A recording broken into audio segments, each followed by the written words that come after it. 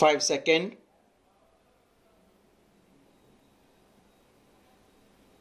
Start. During the recently concluded budget session of Parliament, it deliberated on and passed several consequential legislations. Chief among these was the Public Examination Prevention of Unfair Means Act 2024, which emerged as a focal point of extensive discussion. While the assent of the President of India assent on Feb 12, the bill has become an act. The primary objective of this legislative measure is to systematize and suppress occurrence of paper leaks and other malpractices prevalent in recruitment and entrance examination conducted by bodies such as Union Public Service Commission, Staff Selection Commission, NEET, Railway Recruitment Board, JEE, and CUET, Common University Entrance Test. The most crucial aspect of the legislation is the punishment of imprisonment ranging from a minimum of 3 years to a maximum of 5 years, coupled with a fine extending up to rupees 10 lakh or both. This stern punitive framework is intended to act as a deterrent against individuals engaged in irregularities during public examination. Union Minister Dr. Jitendra Singh, a proponent of the Act, articulated that its enactment would usher in a new era marked by enhanced transparency and a time-bound selection process. Furthermore, he emphasized the overarching goal of providing a level playing field for all participants. Dr. Singh underscored the Act's capacity to mitigate disparities and foster an environment where meritocracy prevails. The Act specifically addressed issues related to unfair means in the conduct of examination, strategically navigating terrain that fall outside the purview of the Indian Judicature Code Act.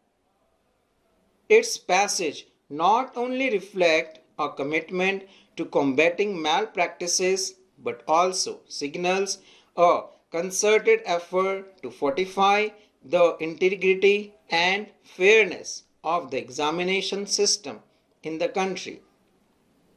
The Centre has said it will actively promote the adoption of this legislation by states. Key feature of the Act is summarized below. This Act outlines various categories of crimes associated with public examinations. It expressly prohibits conspiring or colluding to employ unfair means during any public examination.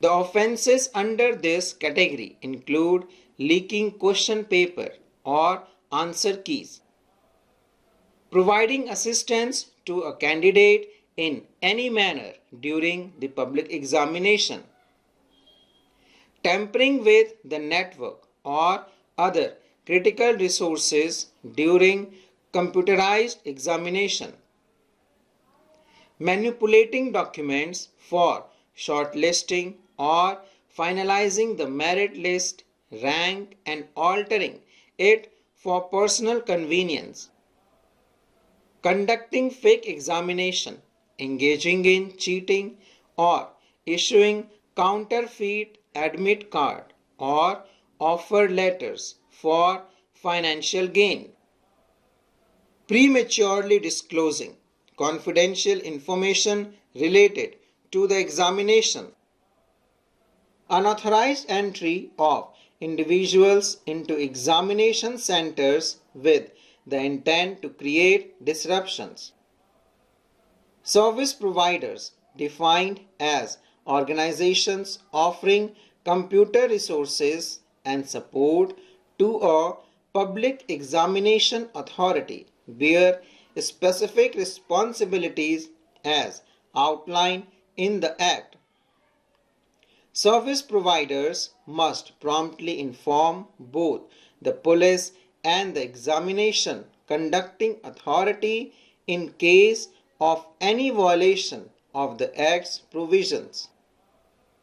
Failure to report such incident will be considered a criminal offence. If a service provider commits any crime, it becomes the responsibility of the examination authority to report the incident to the police.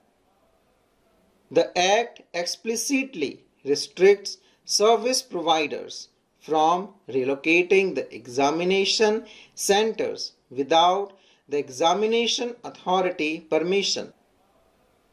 Violation of the provision attracts a fine of up to rupees 1 crore and the service provider will bear the investigation costs. In case of a violation, the service provider faces a 4-year prohibition for conducting public examinations. Any director, senior management or person in charge of the service provider consenting to a crime involving the organization will be held personally liable. Upon proven guilt, the punishment may include imprisonment ranging from 3 to 10 years and a fine of rupees 1 crore.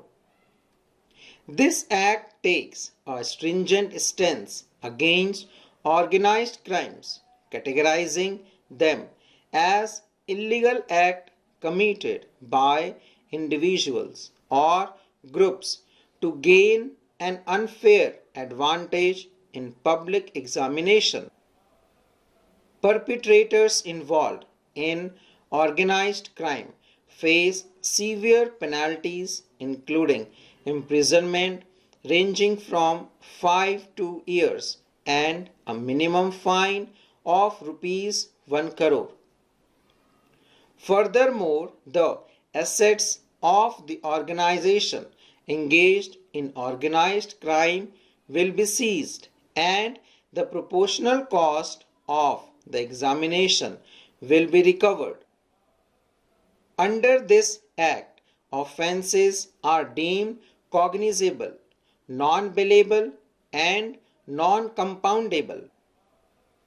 Importantly, actions taken during the investigation process are not considered criminal. The Act specifies that crimes falling below the rank of Deputy Superintendent or Assistant Commissioner to Police will not be subject to investigation. Simultaneously, the central government retains the authority to transfer the investigation to any central investigating agency during the course of action.